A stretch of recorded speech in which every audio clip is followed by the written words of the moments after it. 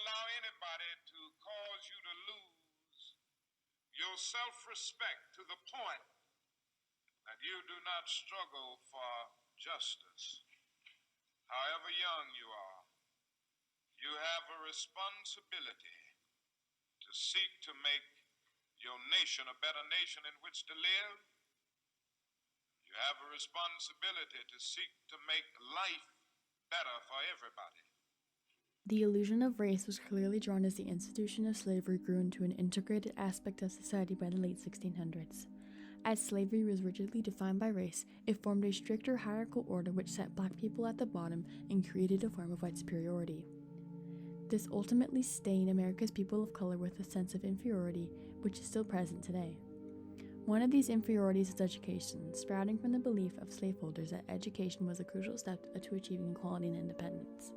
In 1865, the nation was setting a standard of segregating people based on color, specifically in schools. School boards denied color-based school funding, which led to poor learning environments, such as a lack of well-trained teachers and even buses. African American students' pleas for assistance were ignored.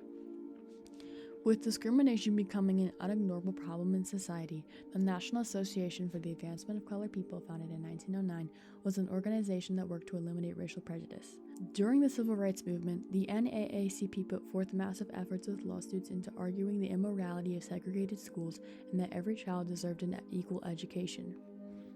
The lawsuits were instrumental as they eventually became the Brown v. Board of Education Supreme Court case.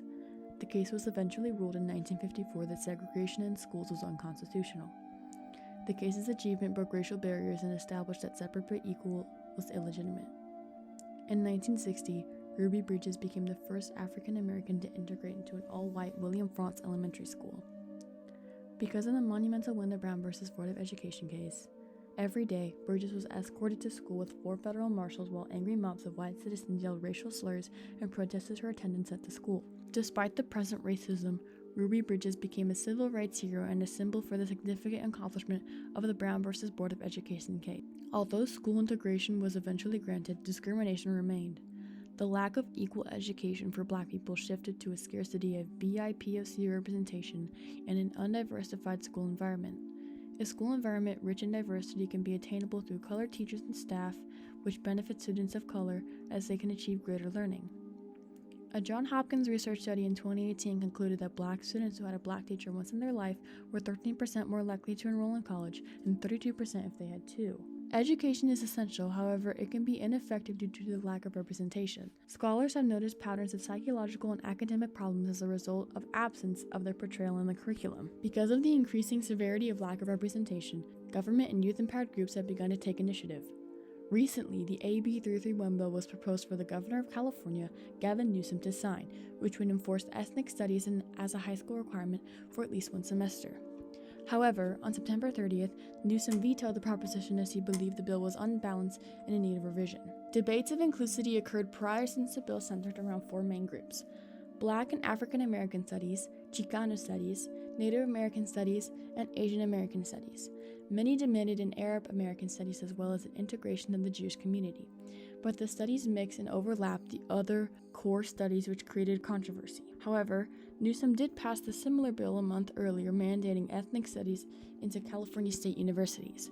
Newsom's veto action of the AB 331 bill is a major setback to the progression of better representation in the curriculum for high school students as well as those fighting for a better education.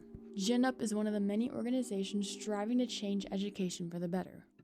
So GenUp's mission is to push for student say in the curriculum and have students advocating for education equity, just as an overarching thing. Our curriculum should be representative of the real world.